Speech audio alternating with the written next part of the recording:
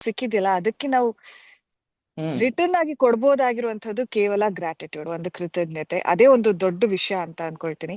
ಪ್ರತಿಯೊಬ್ಬ ಮನುಷ್ಯನ ಬದುಕಿನಲ್ಲಿ ಕೃತಜ್ಞತೆ ಅನ್ನೋದನ್ನ ಅವ್ನು ಎಷ್ಟು ಅಳವಡಿಸ್ಕೊಳ್ತಾನೋ ಅಷ್ಟು ಎತ್ತರಕ್ಕೆ ಹೋಗ್ತಾನೆ ಅಂತ ಹೇಳಿ. ಎಲ್ಲದೂ ನಾವೇ ಅಂತ ಹೇಳ್ಬಿಟ್ಟು ಕ್ರೆಡಿಟ್ಸ್ ತಗೊಳಕ್ ಆಗಲ್ಲ. ಎಷ್ಟು ಕ್ರೆಡಿಟ್ಸ್ ತಗೊಳ್ತಾ ಹೋಗ್ತೀವೋ ಅಷ್ಟು ಬೇಗ ಕೆಳಗಿಳಿದು ಬರೋದು ಕೂಡ ಸುಲಭ ಅಂತ ಅನ್ಸುತ್ತೆ ನಂಗೆ. ಹಾಗೆ ಹೇಳಿ. ಕೃತಜ್ಞತೆ ಕಾರ್ಯಕ್ರಮದ ಬಗ್ಗೆ ಹೇಳ್ಬೇಕು ಅಂತ ಹೇಳಿದ್ರೆ, ಅದೊಂದು ತುಂಬಾ ಸ್ಪೆಷಲ್ ಪ್ರೋಗ್ರಾಮ್. ಪ್ರತಿ ಬಾರಿ ನಮ್ ಬದುಕಲ್ಲಿ ಕೃತಜ್ಞತೆ ಸಾಕಷ್ಟು ಜನರಿಗೆ ಸಲ್ಲಿಸ್ತೀವಿ, ಆದ್ರೆ ನಮ್ ಜೀವ ಕೊಟ್ಟವರಿಗೆ, ನಮ್ ಜ್ಞಾನದ ಗುರುವಾಗಿ ಇರುವಂತವರಿಗೆ, ಬದುಕಲ್ಲಿ ಮತ್ತಿನ್ನೆಲ್ಲೋ ಕಷ್ಟದಲ್ಲಿದ್ದಾಗ ಕೈ ಹಿಡಿದು ನಮ್ಮನ್ನ ಮುಂದೆ ಕರ್ಕೊಂಡು ಹೋಗಿರುವಂತಹ ಗುರುನ ಯಾವತ್ತೂ ಮರಿಬಾರ್ದು ಅಂತ ಹೇಳ್ತಾರೆ. ನಾಗಮ್ಮ ಫೌಂಡೇಶನ್ ಕಡೆಯಿಂದ ಈ ಕೃತಜ್ಞತೆ ಕಾರ್ಯಕ್ರಮದಲ್ಲಿ ತಾಯಿಗೆ, ಗುರುವಿಗೆ, ಆಧ್ಯಾತ್ಮ ಗುರು ಅಥವಾ ನಮ್ಮ ಏಳಿಗೆಗೆ ಕಾರಣವಾಗಿರುವಂತಹ ಗುರುಗಳನ್ನೂ ಕೂಡ ನೆನಪಲ್ಲಿಟ್ಕೊಂಡು, ಮತ್ತೆ ಬದುಕಿನ ಮತ್ತೊಬ್ಬ ಗುರುವನ್ನೂ ಕೂಡ ನೆನ್ಪು ಮಾಡ್ಕೊಂಡು ಕೃತಜ್ಞತೆ ಸಲ್ಲಿಸುವಂತಹ ಆ ಒಂದು ಪ್ರೋಗ್ರಾಮ್ ತುಂಬಾ ಸ್ಪೆಷಲ್. ಬಹುಶಃ ಇದುವರೆಗೂ ಎಲ್ಲೂ ನಾನು ಅಷ್ಟು ಕೇಳಿಲ್ಲ. ಗುರುವಂದನೆ ಕಾರ್ಯಕ್ರಮಗಳನ್ನ ನಾವು ಕೇಳಿದೀವಿ, ಆದ್ರೆ ಬದುಕಿನ 3 ಮುಖ್ಯವಾಗಿರುವಂತಹ ವ್ಯಕ್ತಿಗಳನ್ನ ನೆನ್ಪಿಟ್ಕೊಂಡು ಅವರ ಹೆಸರಿನಲ್ಲಿ ಪ್ರಶಸ್ತಿ ಕೊಡುವಂತದ್ದು ಅಪರೂಪದ ಒಂದು ಕಾರ್ಯಕ್ರಮ. ಹಾಗಾಗಿ ನೀವು ಪ್ರತಿ ವರ್ಷ ಈ ಕಾರ್ಯಕ್ರಮಕ್ಕೆ ನಿರೂಪಣೆಗೆ ನೀವು ನನ್ನನ್ನು ಕರಿತೀರಿ, ಅದ್ ನಂಗೆ ತುಂಬಾ ಸಂತೋಷ ಇದೆ. ಕರಿದೇ ಇದ್ರು ಕರೆದ್ರು ಆ ಕಾರ್ಯಕ್ರಮ ಬಂದಾಗ ನನ್ನ ನೆನ್ಪು ಮಾಡ್ಕೊಳ್ಳೋದು, ನಾನ್ ನಿಮ್ಗೆ ಕೃತಜ್ಞತೆಯನ್ನ ಸಲ್ಲಿಸ್ಬೇಕು. Okay, thank you.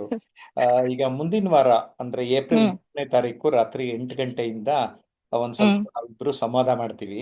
ನಾವಿಬ್ರು ಹ್ಮ್ ಹ್ಮ್ ಸಂವಾದ ಮಾಡೋದ್ರಿಂದ ನಮ್ಮ ಸಬ್ಸ್ಕ್ರೈಬರ್ಸ್ ಮುಂದಿನ ವಾರ ನಿರೀಕ್ಷೆ ಮಾಡ್ಕೊಂಡು ಹ್ಮ್ ಯೂಟ್ಯೂಬ್ ಲೈವ್ಗೆ ಕನೆಕ್ಟ್ ಆಗೋದ್ರಿಂದ ಏನ್ ಲಾಭ ಆಗ್ಬೋದು ಅವ್ರಿಗೆ? ಖಂಡಿತ. ಯಾಕಂದ್ರೆ ಪ್ರತಿಯೊಬ್ಬ ವ್ಯಕ್ತಿಯೂ ಕೂಡ ಆ ಅವನದೇ ಆಗಿರುವಂತಹ ಅನುಭವನ ಪಡ್ಕೊಂಡಿರ್ತಾನೆ. ಎಷ್ಟು ಸಾಧನೆ ಅನ್ನೋಂತ ಒಬ್ಬೊಬ್ಬರ ಡೆಫಿನಿಷನ್ ಆಗಿರುತ್ತೆ.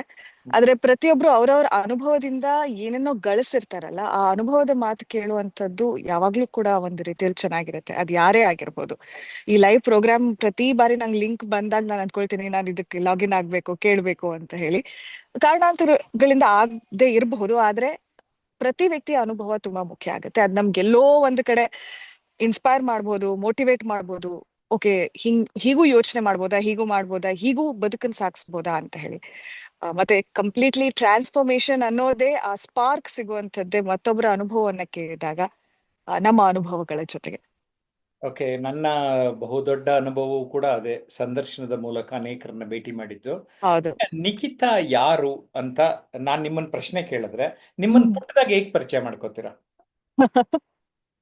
ಅಬ್ಬ, ಇದು ತುಂಬಾ ನಿರೂಪಣೆ ಮಾಡ್ಬೇಕಾದ್ರೆ ಹ್ಮ್. ಬೇರೆಯವರನ್ನ ಇಂಟ್ರೊಡ್ಯೂಸ್ ಮಾಡ್ಕೊಳೋದು ತುಂಬಾ ಸುಲಭ ಸರ್, ಆದ್ರೆ ಹೌದು. ನಮ್ ಬಗ್ಗೆ ನಾವು ಹೇಳ್ಕೊಳೋದು ತುಂಬಾ ಕಷ್ಟ.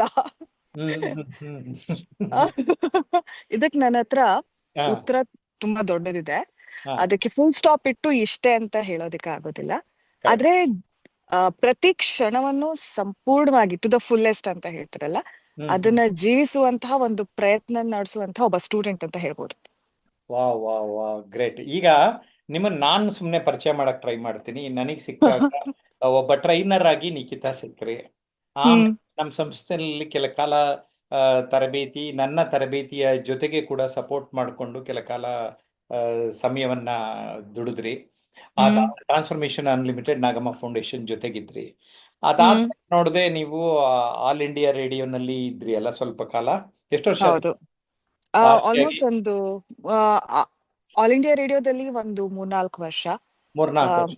3 ವರ್ಷ, ಆಮೇಲೆ ಹಾ. ರೇಡಿಯೋ ಸಿಟಿಗೆ ಬಂದು ಎಷ್ಟು ವರ್ಷ ಆಯ್ತು? ಈಗ ಆಲ್ಮೋಸ್ಟ್ ಒಂದು ಶುಭೋದಯ ಹೋಸ್ಟ್ ಮಾಡ್ತಾ 5 ವರ್ಷ ಆಯ್ತು. ಅವು ಶುಭೋದಯ ಹೋಸ್ಟ್ ಮಾಡಿ 5 ವರ್ಷ ಆಯ್ತು. ಹೌದು. ಸೊ ಇವಾಗ ಇನ್ನೊಂದು ಶೋ ಕೂಡ ಹೋಸ್ಟ್ ಮಾಡ್ತಾ ಇದ್ದೀನಿ ನಾನು, ಸ್ಟಾರ್ಸ್ ಎಕ್ಸ್ಪ್ರೆಸ್ ಅಂತ. ಓಕೆ 11ರಿಂದ 2 ಗಂಟೆ ತನಕ. Okay okay. So F M radio ಸಿಟಿಯಲ್ಲಿ ಆರ್ ಜೆ ನಿಖಿತಾ ಅಂತ ಖ್ಯಾತಿಯಾಗಿರುವ ನಿಖಿತಾ ಏಪ್ರಿಲ್ 3 ರಾತ್ರಿ 8 ಗಂಟೆಗೆ ಯೂಟ್ಯೂಬ್ ಲೈವ್ನಲ್ಲಿ ನಮ್ಮ ಜೊತೆ ಇರ್ತಾರೆ. ಅವ್ರ ಬಗ್ಗೆ ಇನ್ನೊಂಚೂರು ಡಿಟೈಲ್ ಆಗಿ ಮಾತಾಡಿಸ್ತೀನಿ. ಈಗಾಗಲೇ ಹೇಳಿರೋ ಹಾಗೆ ನಿರೂಪಣೆ ಕೃತಿಗೆ ನೀವು ಲೇಖನ ಬರೆದು ಕೊಡ್ಲೇಬೇಕು ನಿಖಿತಾ ಅಂತ ಆ, ಬ ಹೇಳಿ ಬರ್ಸಿದ್ದೀನಿ, ಬರೆದು ಕೊಟ್ಟಿದ್ದಾರೆ ಅವರ ಅನುಭವನ.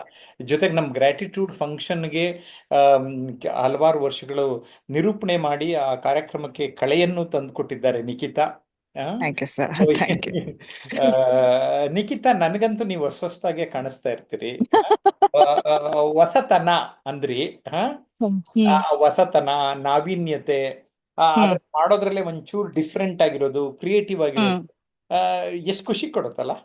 ಖಂಡಿತ ಸರ್. ಹಾ. ಪ್ರತಿಯೊಂದು ಒಂದೇ ತರ ಇದ್ ಬಿಟ್ರೆ ಒಂದು ಸ್ಟಾಗ್ನೆಂಟ್ ಆಗ್ಬಿಡ್ತೀವಿ. ಹ್ಮ್. ಆಗ್ಲೇ ಎಲ್ಲ ಸೊಳ್ಳೆಗಳು ಬರೋದಕ್ಕೆ ಸ್ಟಾರ್ಟ್ ಆಗೋದು. ನೀರು ಸ್ಟಾಗ್ನೆಂಟ್ ಆಗಿದ್ದಾಗ ಯಾವಾಗ ನಾವು ಹರಿತಾ ಇರ್ತೀವೋ ನಾವು ಪರಿಶುದ್ಧವಾಗ್ತಾ ಹೋಗ್ತೀವಿ. ನಮ್ಮ ಕರೆಕ್ಟ್. ಯೋಚನೆಗಳ ಜೊತೆಗೆ ನಾವು ಕೊಡುವಂತಹ ವಿಚಾರಗಳು ಕೂಡ ಅಷ್ಟು ಪರಿಶುದ್ಧವಾಗಿರುತ್ತೆ. ಹ್ಮ್. ಯಾವಾಗ ಒಬ್ಬ ವ್ಯಕ್ತಿ ನಾನು ಇನ್ನೇನು ಮಾಡ್ಬೋದು ಅನ್ನೋ ಒಂದು ಪ್ರಶ್ನೆ ಅವನನ್ನೇ ಕೇಳ್ಕೊಂಡ್ರೆ ಹ್ಮ್. ಬಹುಶಃ ಬದುಕನ್ನು ನೋಡುವಂತಹ ಅಥವಾ ನಾವು ಮಾಡುವಂತಹ ಕೆಲಸ ಪ್ರತಿಯೊಂದು ಕೂಡ ತುಂಬಾ ಬದಲಾವಣೆ ತರುತ್ತೆ ಅನ್ಸುತ್ತೆ. ಒಂದೇ ಒಂದ್ ಪ್ರಶ್ನೆ, ನಾನು ಹ್ಮ್. ಇನ್ನು ವಿಭಿನ್ನವಾಗಿ ಏನ್ ಮಾಡ್ಬೋದು, ಇನ್ನು ಡಿಫ್ರೆಂಟ್ ಆಗಿ ಏನ್ ಮಾಡ್ಬೋದು, ಸ್ಟ್ರೆಸ್ ಮಾಡ್ಕೊಂಡಲ್ಲ, ಆದ್ರೆ ಹಾಗೆ ಕುತ್ಕೊಂಡು ಇನ್ ವಿಭಿನ್ನವಾಗಿ ಏನ್ ಮಾಡ್ಬೋದು. ಪ್ರತಿ ದಿನದ ಕೆಲ್ಸನೇ ಆಗಿರ್ಬೋದು, ಬಟ್ಟೆ ಜೋಡ್ಸಿಡೋದೇ ಆಗಿರ್ಬೋದು, ಹ್ಮ್. ಫೋಲ್ಡ್ ಮಾಡಿ ನೀಟಾಗಿ ಇಡ್ತೀವಿ, ಸರಿ ಇದನ್ನ ಹೀಗ್ ಮಾಡಿದ್ರೆ ಹೇಗಿರ್ಬೋದು. ಈ ಹ್ಮ್. ಚಿಕ್ಕ ಚಿಕ್ಕ ವಿಚಾರಗಳು ನಮ್ಮ ಪ್ರತಿಯೊಬ್ಬರ ಐಡೆಂಟಿಟಿ. ಆ ಹ್ಮ್. ಪ್ರತಿಯೊಬ್ರು ಕೂಡ ಆ ಸ್ಟೈಲ್ ನ ಇನ್ಕಲ್ಕೇಟ್ ಮಾಡಿದಾಗ ನಾವು ಹ್ಮ್. ಸುಮ್ನೆ ಬದುಕ್ತಾ ಇರೋದಿಲ್ಲ, ಆ ಬದುಕಿಗೊಂದು ಅರ್ಥ ಕೊಡ್ತಿದೀವಿ. ನಾವು ಬದುಕಿಗೆ ಇನ್ನು ನೀನ್ ಚೆನ್ನಾಗಿರು ಅಂತ ಹೇಳ್ಬಿಟ್ಟು ನಾವು ಬದುಕಿಗೆ ಹೇಳ್ದಂಗೆ ತುಂಬಾ ಮೆಟಫರಿಕಲ್ ಆಗಿ ಹೇಳ್ತಾ ಇದ್ದೀನಿ. ಬಟ್ ಐ ಥಿಂಕ್ ಈ ಚಿಕ್ಕ ಚಿಕ್ಕ ವಿಚಾರಗಳೇ ಬಹುಶಃ ಮ್ಯಾಟರ್ ಆಗತ್ತೆ. ಈಗ ಹೊಸತನ ನಮ್ಗೆ ಕೀಪ್ಸ್ ನಾವಿಬ್ರು ಅಸ್ ಅಲೈವ್.